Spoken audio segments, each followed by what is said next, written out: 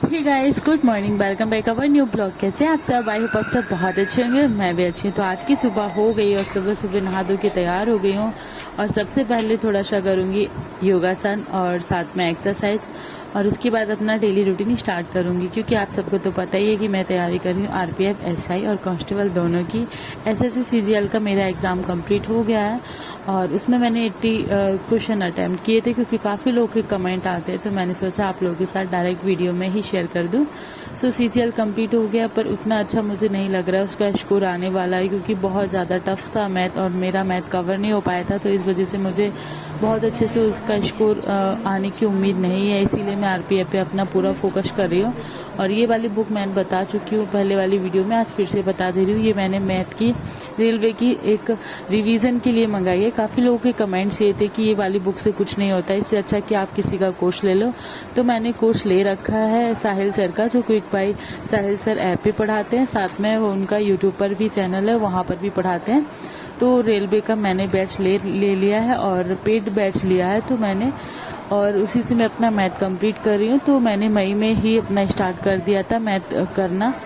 तो पर फिर भी मतलब सीजीएल के लेवल का नहीं हो पाया था। इस वजह से मेरा मैथ में जो मार्क्स रहे हैं सीजीएल में वो थोड़े से कम अच्छे हैं। इसीलिए मैं बोल रही हूँ कि मैं अपना फोकस अभी मैथ आरपीएफ पे करूँगी। और मेरा आरपीएफ और कांस्टेबल दोनों ही फॉर्म भरे हैं तो मेरा फोकस दोनों का ही रहेगा और बहुत अच्छे से मुझे अपनी स्टडी करनी होगी।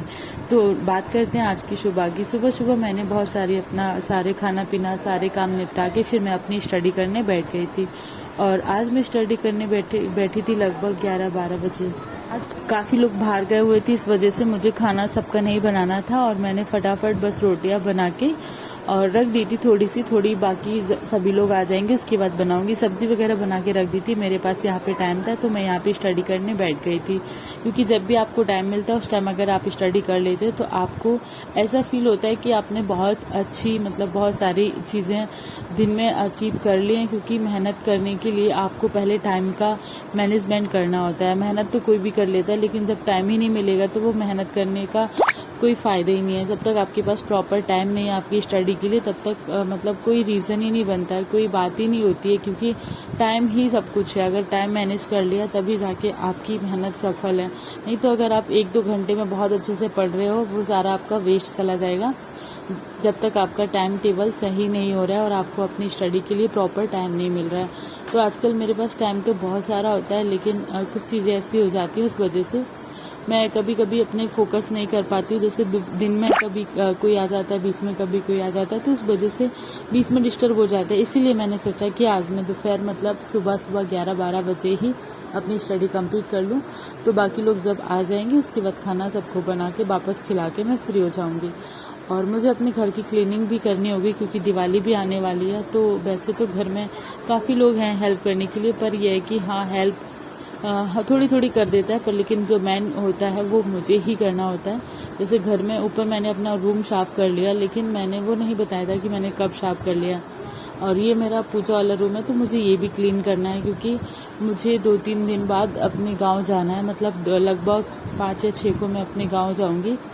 रीज़न ये है गांव जाने का क्योंकि मेरे नाना जी थे वो ऑफ हो गए, तो इस वजह से मुझे जाना ही पड़ेगा।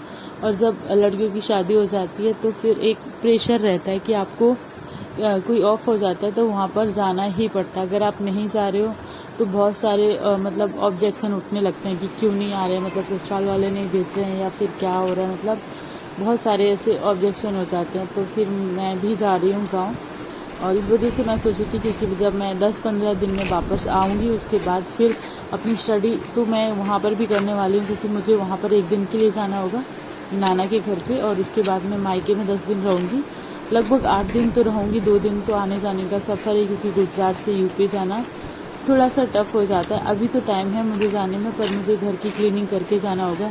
नहीं तो अगर घर के काम करके नहीं जाऊँगी तो यहाँ पर भी सब बोलेंगे कि दिवाली की सफाई भी नहीं करी है और इतनी जल्दी चली गई हैं। तो ये सारी चीज़ें भी फेस करनी पड़ती हैं, और क्योंकि पढ़ाई भी बहुत ज़रूरी है तो वो भी करनी है। इसलिए मैंने अभी से अपनी सफाई क्लीन मतलब जो भी मुझे करना था वो सब स्टार्ट कर दिया। ये ख़त्म करके फिर मैं दोपहर में अब वापस स्टडी करने बैठ जाऊँ, इसीलिए मैंने यहाँ पे थोड़ा सा नाश्ता भी कर लिया बीच बीच में। और यहाँ पे काफ़ी कुछ मैंने साफ़ कर लिया था, बस थोड़ा ही बाकी था। ये साइड की टाइल्स बाकी थी, वो भी क्लीन करी और उसके बाद में वापस से अपनी स्टडी करने बैठ गई थी, क्योंकि बस 2.5 से 3 घंटा ही मैंने लिया। बहुत जल्दी जल्दी साफ़ किया, अगर मैं बहुत ज़्यादा टाइम लेती तो फिर मैं दिन में नहीं पढ़ पाती। इसी वजह से मैंने बस 2.5 घंटे में पूरा रूम क्लीन कर दिया था। ये मेरा स्टडी रूम भी है, साथ में यहाँ पे पूजा वाला रूम भी है।